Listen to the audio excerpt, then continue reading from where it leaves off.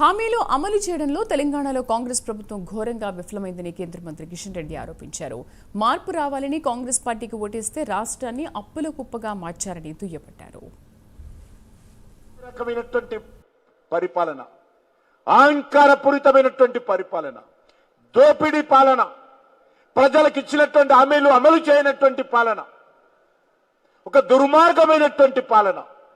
ఎన్నికలకు ముందు job calendar అని చెప్పి ఏ నెలలో ఏ డేట్ లోపల ఎన్ని ఉద్యోగాలు భర్తీ చేస్తామని చెప్పి మరి 2024 డిసెంబర్ లోపల అంటే సంవత్సరం లోపల 2 లక్షల ఉద్యోగాలు భర్తీ చేస్తామని చెప్పి ఎన్నికలకు ముందే కాంగ్రెస్ పార్టీ రాహుల్ గాంధీ ఫోటోతో, రేవంత్ రెడ్డి ఫోటోతో, సోనియా గాంధీ ఫోటోతో మరి ఫ్రంట్ పేజ్ ప్రకటనలు ఇచ్చారు.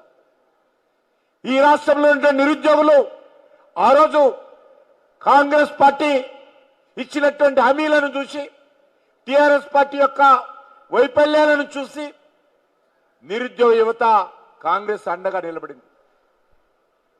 హైదరాబాద్లో ఏదైతే ఉద్యోగస్తులకు సంబంధించినటువంటి ఉద్యోగ నియామకాలకు సంబంధించినటువంటి కోచింగ్ సెంటర్ ఉంటుందో, మషూరాబాదు, గాంధీనగర్, అశోక్ నగర్ ప్రాంతంలో ఉన్నటువంటి లైబ్రరీ వద్దకు రాహుల్ గాంధీ వచ్చాడు, రేవంత్ రెడ్డి వచ్చాడు, వాళ్ళందరినీ కలిశారు.